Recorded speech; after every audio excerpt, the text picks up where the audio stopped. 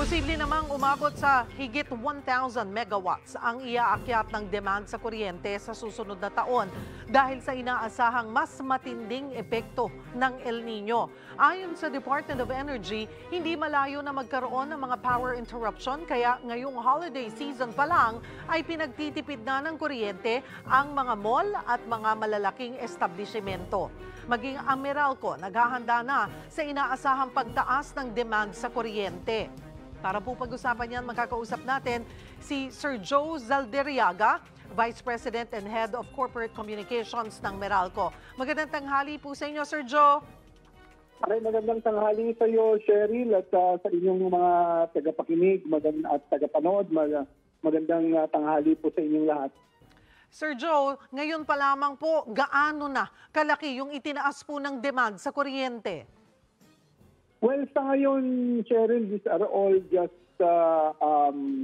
estimates, no? Pero batay nga sa sinabi mo at lumabas sa mga ulat na we're expecting an additional 1,000 megawatts increase based on the findings or the statement of the DOE. So ang importante dito ay mapaghandaan itong pagtaas ng demand at the same time itong sinasabing magiging epekto ng El Nino, no?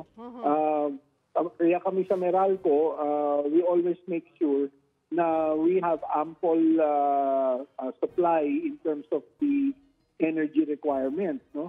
Early this year, pumasok kami dun sa mga supply agreements for our immediate supply needs, and as of now, so far sufficiently contracted na din tayo, no? Nagsimula na rin kaming mag-conduct ng tinatawag na competitive selection process.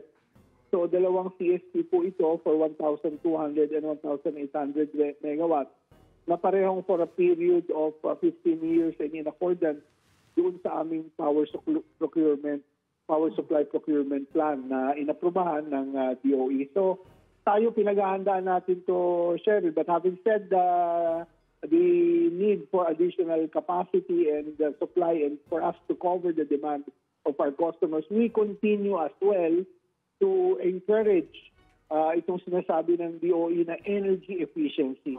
Kailangan talagang paghandaan natin. At sa pagpasok nga po ng 2024, ito na nga po pinag-usapan natin yung aasahan na matinding epekto po ng El Nino. Bagamat sinasabi nyo, pinaghahandaan na po ito ng Meralco at so far we have enough. Pero posible bang maka-expect po ang mga consumer ng power interruptions?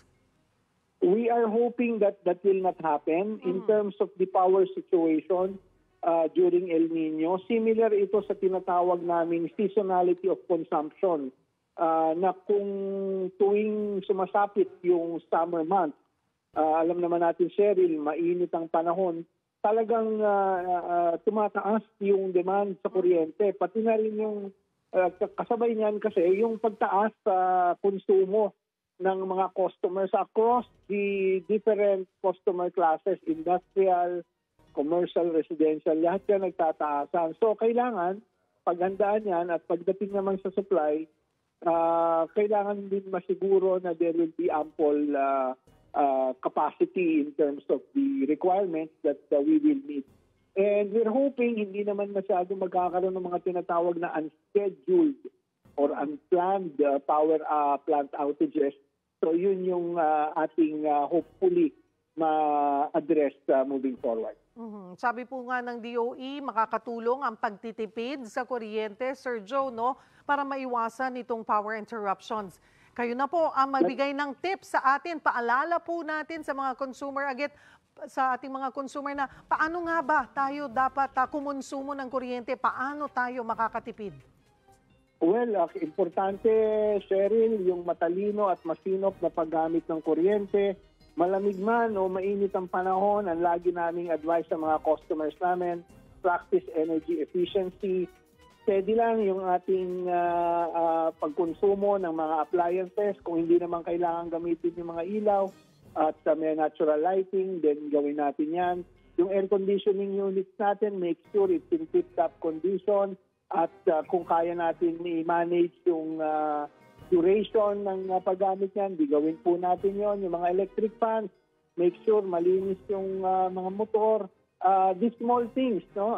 When you add it up, it helps somehow, Cheryl, manage your consumption. And once you are able to manage your consumption, you are able to also manage your electricity bill. Marami pong salamat, Meralco Vice President and Head of Corporate Communications, Joe Zaldariaga.